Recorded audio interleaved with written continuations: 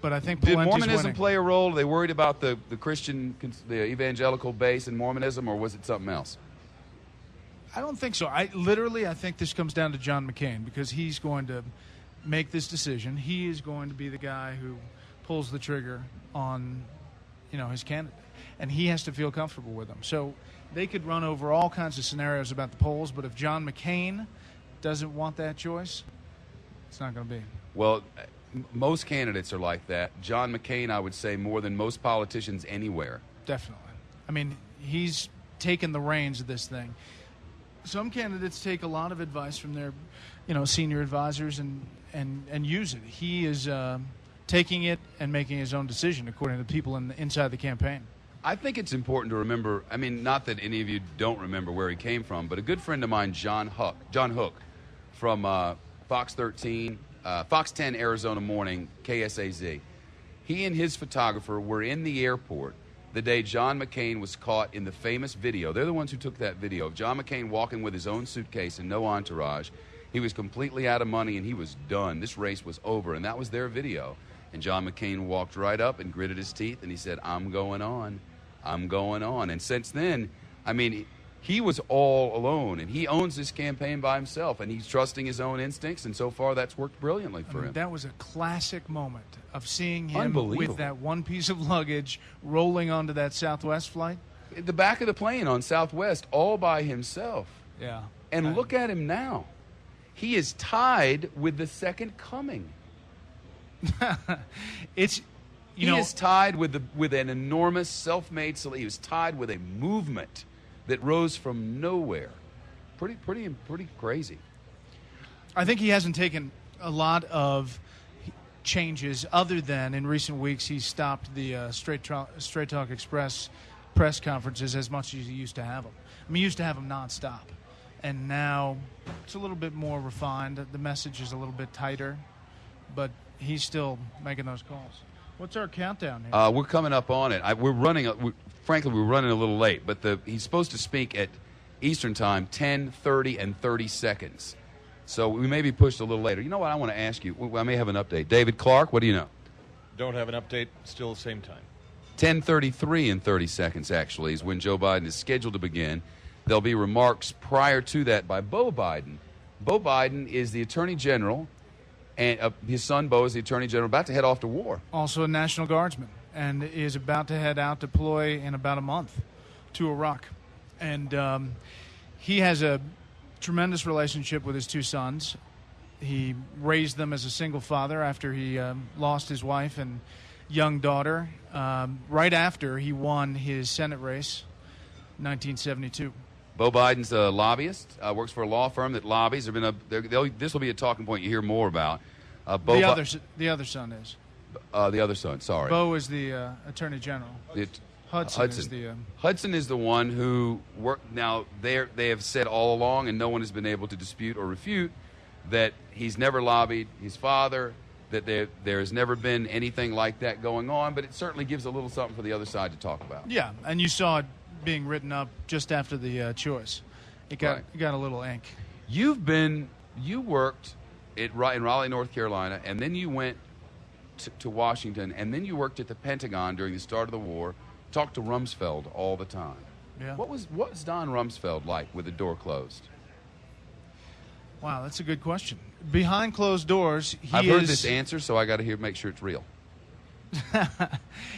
He's kind of engaging. He's an interesting guy. He is not a guy that puts up with a lot of BS. But you know what? Inside that Pentagon, there were a lot of people that pretty much hated him. And I think in the end, how he ran the war is going to be... There's going to be a lot of people looking back at that time saying there were some decisions that could have been made differently. And inside that Pentagon, the military structure overtook him in the end. His original plan and mission was to scale back the military to fight in a new 21st century way, small, quick in, quick out, lots of aerials and all the rest. And then we were faced with something else. And it seemed to the critics, at least, as if he was running the war wrong, that we needed more people on the ground, that everyone was saying it. There were people on the ground over there, generals were saying it, we need more people, and he basically told everybody to shut up. Is that accurate? Well, it's shorthand, but I think it's pretty accurate. I think he believed that the Afghanistan model, the one that got it done... It worked very successfully in in Afghanistan. Afghanistan in the early days, at least, before we went to Iraq. And then I think, they tried to do it, and General Tommy Franks tried to make it work with what they had, a smaller force. And in retrospect, everybody knew that a larger force should have been on the ground. What's he doing now, Rummy? He's writing a book. I bet he is. Yeah, he is. He's writing a book. He's got a foundation, I think, working Very for... benevolent man. He is. And he and his wife are still in Washington. And, You also hang out... that's a strong word. You've also spent more time than most Americans ever will with the President of the United States. Been in the Oval Office with him. You've shot an hour-long special with him. You've been on jets with him. 7 interviews, yeah. 7 times you've interviewed him. What's he like?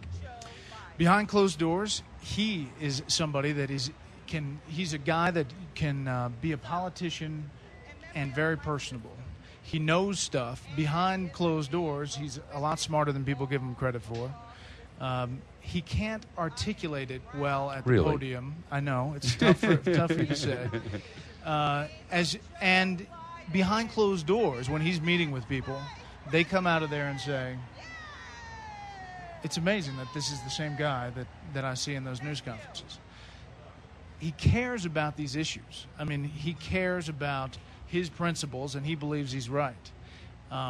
History is going to judge down the road, and it may take a different look at this time.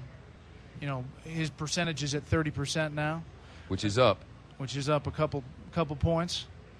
Does that bother him at all, you think? No, that's the thing. No. That's what I'm trying to tell you. Does he even know about it?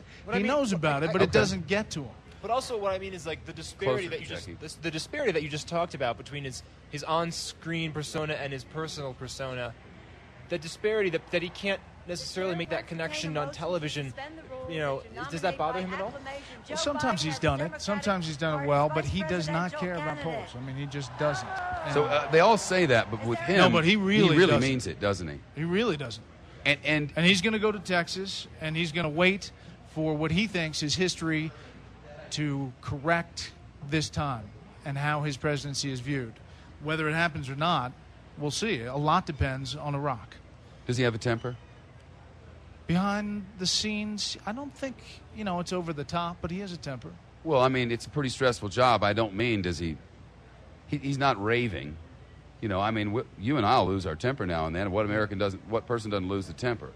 But he's not running around like a crazy man back there. No, I don't think so.